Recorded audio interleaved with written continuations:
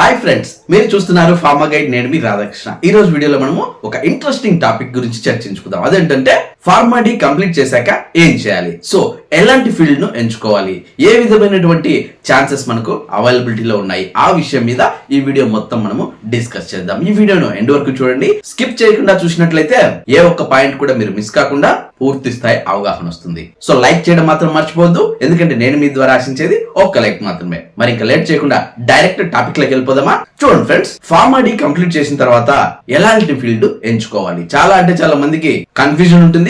ఆ కన్ఫ్యూజన్ తొలగిపోయే విధంగా ఈ వీడియో ఉంటుందనడంలో ఎలాంటి సందేహం లేదు. సో మొదటిగా ఫస్ట్ మీరు ఫార్మా డి కంప్లీట్ చేసిన తర్వాత ఫస్ట్ మీరు ఒక డిపార్ట్మెంట్ ను చూస్ చేసుకోవాల్సి ఉంటుంది. సో డిపార్ట్మెంట్ ను ఏ విధంగా చూస్ చేసుకోవాలి అన్నదాన్ని ఆల్రెడీ నేను బి.ఫార్మసీ కంప్లీట్ అయ్యాక ఏం చేయాలి అన్న వీడియోలో క్లియర్ గా ప్రతి ఒక్కరికి అర్థమయ్యేలాగా చెప్పడం జరిగింది. ఏ విధంగా చూస్ చేసుకోవాలని క్లియర్ గా అక్కడ చెప్పడం జరిగింది. ఒకసారి ఆ వీడియో చూసి ఫస్ట్ మీరు ఏ విధంగా ఏ బేస్ మీద మనము డిపార్ట్మెంట్ ను సెలెక్ట్ చేసుకోవాలి అని ఒక నిర్ణయానికి రావచ్చు. సో ఇప్పుడు ఫార్మ్ డి కంప్లీట్ అయిన తర్వాత ఎక్కువగా చూస్ చేసుకునే ఫీల్డ్ వచ్చేలోపు ట్రెండింగ్ జాబ్స్ అని చెప్పొచ్చు. సో ట్రెండింగ్ జాబ్స్ లో డిఫరెంట్ డిపార్ట్మెంట్స్ ఉంటాయి.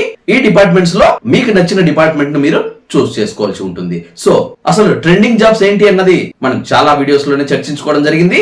ఈ ట్రెండింగ్ జాబ్స్ కోసమే ఒక సెపరేట్ వీడియో కూడా చేయడం జరిగింది.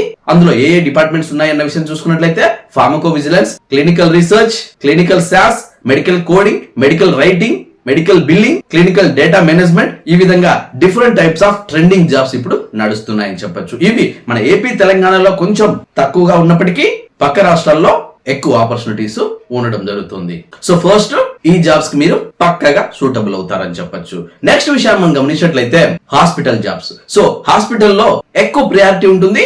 ముఖ్యంగా NABH ఉన్న హాస్పిటల్స్ లో, సూపర్ స్పెషాలిటీ హాస్పిటల్లో, మల్టీ స్పెషాలిటీ అని చెప్పొచ్చు. ఇలాంటి హాస్పిటల్స్ లో, పెద్ద హాస్పిటల్స్ లో ఫార్మ్ డి వాళ్ళకు ప్రత్యేక పోస్టులు కేటాయించడం జరుగుతుంది. సో వాళ్ళని క్లినికల్ ఫార్మసిస్ట్ అని కూడా చెప్పొచ్చు, లేదంటే ఫార్మసిస్టులు అందరికీ హెడ్ గా తీసుకోవడం జరుగుతుంది. సో ఈ విధంగా ఎక్కువ ప్రియారిటీ ఫార్మ్ డి వాళ్ళకే ఉంటుందనడంలో ఎలాంటి సందేహం లేదు. నెక్స్ట్ అబ్రాడ్ జాబ్స్ అని చెప్పొచ్చు. సో ఎవరైతే ఫారిన్ కంట్రీస్ కి వెళ్ళాలనుకుంటున్నారో వాళ్ళకి కూడా ఈ ఫార్మ్ డి ఎంత బాగా ఉపయోగపడుతుందని చెప్పొచ్చు. అక్కడ కూడా ఫార్మసిస్ట్ జాబ్స్ అనే చెప్పొచ్చు. అది IP ఫార్మసిస్ట్ కావచ్చు, OP ఫార్మసిస్ట్ కావచ్చు. అబ్రాడ్ లో ఎక్కువగా ఫార్మసిస్టులు తీసుకోవడం జరుగుతుంది. మరీ ముఖ్యంగా ఫార్మ్ డి వాళ్ళు ఎక్కువ యాప్ట్ అవుతారని చెప్పొచ్చు. సో అదర్ కంట్రీస్ కి వెళ్ళాలంటే మీకు తెలిసే ఉంటుంది, ఒక క్వాలిఫైయింగ్ ఎగ్జామ్ రాయాల్సి ఉంటుంది. గల్ఫ్ కి అయితే ఒక రకమైన ఎగ్జామ్స్ రాయాల్సి ఉంటుంది. ఆ గల్ఫ్ లో కూడా డిఫరెంట్ కంట్రీస్ కి డిఫరెంట్. ఫర్ ఎగ్జాంపుల్ కువైట్ అంటే MOH రాయాలి, దుబాయ్ అంటే DHA లేదా HAD రాయాలి, ఖత్తర్ అయితే ప్రోమెట్రిక్, సౌదీ అయితే MOH. ఈ విధంగా డిఫరెంట్ టైప్స్ ఆఫ్ కంట్రీకి సంబంధించి ఆయా కంట్రీకి సంబంధించినటువంటి క్వాలిఫైయింగ్ ఎగ్జామ్ ని మీరు క్రాక్ చేయాల్సి ఉంటుంది. అలాగే ఆస్ట్రేలియా గానీ కెనడా గానీ వెళ్ళాలన్నా కూడా ఆ కంట్రీకి సంబంధించినటువంటి క్వాలిఫై ఎగ్జామ్ ని మీరు క్రాక్ చేసి వెళ్లాల్సి ఉంటుంది. సో ఇందులో కూడా ఫార్మ్ డి వాళ్ళకే ఎక్కువ ప్రిఫరెన్స్ ఉంటుంది. నెక్స్ట్ మనం గమనించినట్లయితే ఓన్ క్లినిక్ కూడా మీరు పెట్టచ్చు అన్నమాట. సో కొంచెం ప్రాక్టీస్ చేసి మీ నియర్ బై ఉన్నటువంటి గవర్నమెంట్ హాస్పిటల్స్ లో 6 months లేదంటే 1 year వరకు మీరు ప్రాక్టీస్ చేసి, అప్రెంటిస్షిప్ కైనా కూడా మీరు అక్కడ వర్క్ చేసి ప్రాక్టీస్ నేర్చుకుని తర్వాత వచ్చి మీరు వాళ్ళు ఇచ్చినటువంటి ప్రాక్టీస్ సర్టిఫికేట్ తో మీరు ఓన్ గా క్లినిక్ పెట్టచ్చు. అది ఫస్ట్ ఎయిడ్ క్లినిక్ కింద మనం చెప్పుకోవచ్చు. ప్రథమ చికిత్సా కేంద్రం అని పెట్టేసి మీరు ప్రాక్టీస్ చేయొచ్చు. ఇది కూడా చక్కటి అవకాశం, మీకు మాత్రమే ఈ అవకాశం ఉంది. ఆ తర్వాత నెక్స్ట్ మనం గమనించినట్లయితే క్లినికల్ ఫార్మసిస్ట్. దీన్నే ఫార్మసిస్టుల కోసమే డిజైన్ చేసినటువంటి క్యాడర్ కింద మనం చెప్పుకోవచ్చు. ఇంతవరకు క్యాడర్ రాలేదు అని ఫార్మ్ డి వాళ్ళంతా ఇబ్బంది పడ్డ విషయం వాస్తవమే. బట్ ఇప్పుడు క్యాడర్ వచ్చింది. కొన్ని డిస్ట్రిక్ట్లలో క్లినికల్ ఫార్మసిస్ట్ పేరు మీదనే ఫార్మ్ డి వాళ్ళని తీసుకుని రిక్రూట్ చేయడం జరిగింది. రీసెంట్ గా NTR డిస్ట్రిక్ట్ లో క్లినికల్ ఫార్మసిస్ట్ కోసం ఓన్లీ ప్రత్యేకంగా ఫార్మ్ డి వాళ్ళని మాత్రమే అడగడం జరిగింది. సో దీన్ని దృష్టిలో ఉంచుకొని ఫ్యూచర్ లో మీకు క్లినికల్ ఫార్మసిస్ట్ హోదా జాబ్స్ ఖచ్చితంగా మీకు వస్తాయి. దానికి కూడా మీరు అర్హులు అని చెప్పొచ్చు. నెక్స్ట్ మనం చూసుకున్నట్లయితే గవర్నమెంట్ జాబ్. ఇది అందరికీ తెలిసిన విషయమే. గవర్నమెంట్ లో కూడా హాస్పిటల్ ఫార్మసిస్ట్ అని చెప్పొచ్చు. ఈ హాస్పిటల్ ఫార్మసిస్ట్ లో భాగంగా different types of departments, for example అది RRB కావచ్చు, ESIC కావచ్చు, నేవీ, ISRO, ఈ విధంగా different types of government jobs వచ్చే అవకాశం ఉంది. దీనికి కూడా మీరు పక్కగా ప్రిపేర్ అవ్వచ్చు. ఇందులో భాగంగా డ్రగ్ ఇన్స్పెక్టర్ పోస్టులకు కూడా మీరు అర్హులే.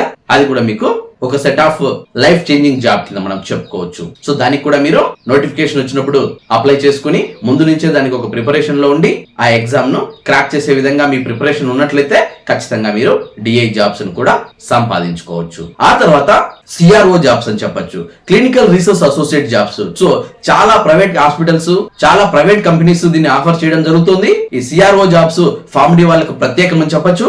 నెక్స్ట్ మనం గమనించినట్లయితే ఇన్సూరెన్స్ కంపెనీస్ కూడా ఫార్మ్ డి వాళ్ళని తీసుకోవడం జరుగుతుంది. వాళ్ళ పాలసీలకు అనుకూలంగా, వాళ్ళ కంపెనీ ఇన్సూరెన్స్ ను అనుకూలంగా డిఫరెంట్ టైప్స్ ఆఫ్ ప్యాకేజెస్ అనేవి ఉంటాయి. ఆ ప్యాకేజెస్ ను మీరు పేషెంట్స్ కి లేదంటే పేషెంట్ అటెండర్స్ కి ఎక్స్ప్లెయిన్ చేస్తూ ఇన్సూరెన్స్ చేసుకునే విధంగా చేయగలిగే పాత్ర కింద ఈ ఇన్సూరెన్స్ కంపెనీస్ ఫార్మ్ డి వాళ్ళని ప్రిఫర్ చేయడం జరుగుతుంది. ఇది కూడా పెద్ద పెద్ద కార్పొరేట్ ఆఫీసులలో పెద్ద పెద్ద కంపెనీస్ ఇలాంటి జాబ్స్ ఆఫర్ చేస్తున్నాయని చెప్పొచ్చు. సో ఈ ఆఫర్స్ కూడా మీరు ఎంతగానో ఎలిజిబుల్ అని చెప్పొచ్చు. దీని మీద కూడా మీరు దృష్టి సారించాల్సి ఉంటుంది. నెక్స్ట్ మనం గమనించినట్లయితే మెడికల్ రైటింగ్. సో చాలా మందికి తెలిసే ఉంటుంది, మన మెడికల్ ఫీల్డ్ మీద ఆర్టికల్స్ రాయడం, జర్నల్స్ రాయడం, వాటిని పబ్లిష్ చేయడము, ఈ విధమైనటువంటి జాబ్ రోల్స్ కూడా ఉంటాయి. ఎవరైతే వీటి పట్ల అవగాహన ఉండి ఇవి చేయాలన్న ఇంట్రెస్ట్ ఎక్కువగా ఎవరికైతే ఉంటుందో వాళ్ళు కూడా ఇలాంటి స్పెషల్ జాబ్స్ ను చూస్ చేసుకోవచ్చు.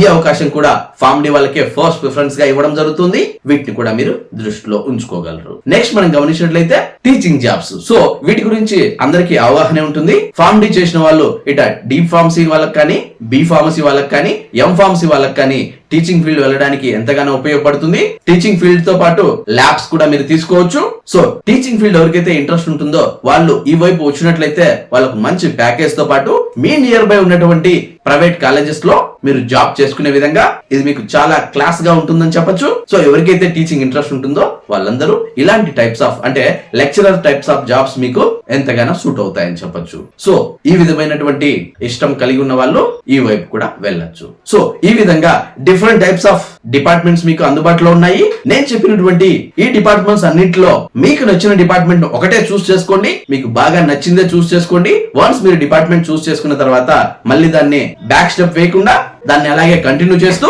మీరు ఎక్స్పీరియన్స్ గెయిన్ చేసినట్లయితే మీ ప్యాకేజ్ తో పాటు మీకు క్యాడర్ పెరిగి మంచి స్థాయిలో ఉండగలుగుతారు. సో ఫస్ట్ మీరు నేను చెప్పినటువంటి ఈ డిపార్ట్మెంట్ అన్నింటిలో కల్లా మీకు బాగా నచ్చిన డిపార్ట్మెంట్ ఒకటి చూస్ చేసుకోండి. మీరు చూస్ చేసుకున్న దాన్ని కామెంట్ రూపేణ నాకు తెలియజేయడం మాత్రం మర్చిపోద్దు. చూసారు కదా ఫ్రెండ్స్, ఇది ఫార్మ్ డి పూర్తి చేసిన వాళ్ళు ఎలాంటి జాబ్స్, ఎలాంటి డిపార్ట్మెంట్స్ ను ఎంచుకోగలరు అన్న దాన్ని బట్టి మీకు ఒక మంచి అవగాహన వచ్చిందని అనుకుంటున్నాను. మీకు ఇంకా ఏమైనా డౌట్స్, క్వైరీస్ ఉంటే కమెంట్ రూపేణ అడగండి, ఖచ్చితంగా మీకు రిప్లై ఇస్తాను. చూసారు కదా ఫ్రెండ్స్, ఇలాంటి ఫార్మా స్టాఫ్ లేటెస్ట్ అప్డేట్స్ మరియు ఫార్మా జాబ్స్ కోసం మన ఫార్మా గైడ్ కి సబ్స్క్రైబ్ చేయండి. ఈ వీడియో మీకు నచ్చినట్లయితే లైక్ చేయండి, ఎందుకంటే మీరు లైక్ చేస్తేనే ఇలాంటి మరెన్నో వీడియోలు మీ ముందుకు తీసుకొస్తాను. అంతేకాకుండా మీకు ఇంకా ఏమైనా డౌట్స్ ఉన్న, క్వైరీస్ ఉన్న డైరెక్ట్ గా కమెంట్ బాక్స్ లో టైప్ చేయండి, వెంటనే నేను మీకు రిప్లై ఇస్తాను. అండ్ ఫస్ట్ టైం మన ఛానల్ చూస్తున్నట్లయితే సబ్స్క్రైబ్ చేయండి. సబ్స్క్రైబ్ చేయగానే పనే పర్లేదు గైస్, పక్కనే ఉన్న బెల్ ఐకాన్ మీరు ప్రెస్ చేయడం ద్వారా నేను వీడియో పెట్టిన వెంటనే మీకు నోటిఫికేషన్స్ ద్వారా అలర్ట్స్ వస్తాయి. అండ్ ఎవరైనా ఇలాంటి గైడెన్స్ కోసం పర్సనల్ గా మీరు నాతో మాట్లాడాలనుకుంటే డైరెక్ట్ మీరు నాకే కాల్ చేయొచ్చు. అదెలా అంటే మీ మొబైల్లో ఉన్న ప్లే స్టోర్కి వెళ్ళండి, అక్కడ కాల్ మీ 4 అనే యాప్ ఉంటుంది. ఆ యాప్ మీరు డౌన్లోడ్ చేసుకుని సోర్స్ బస్ లోకి వెళ్ళి రాధాకృష్ణ 1481@cm4 అని మీరు టైప్ చేసినట్లయితే డైరెక్ట్ గా మీరు నాకు కాల్ చేసే ఆప్షన్ మీకు దొరుకుతుంది. సీరియస్ గా నా అవసరం మీకు ఉంటేనే కాల్ చేయండి, ఎందుకంటే మీ టైం ని అలాగే మీ మనీని వేస్ట్ చేసుకోవద్దు. ఇంట్రెస్ట్ ఉన్న వాళ్ళు ట్రై చేయండి. చూసారు కదా ఫ్రెండ్స్, మళ్ళీ నెక్స్ట్ వీడియోలో మరొక ఇంట్రెస్టింగ్ టాపిక్ తో మళ్ళీ మీ ముందుకు వస్తాను. అంతవరకు సెలవు. Thank you for watching.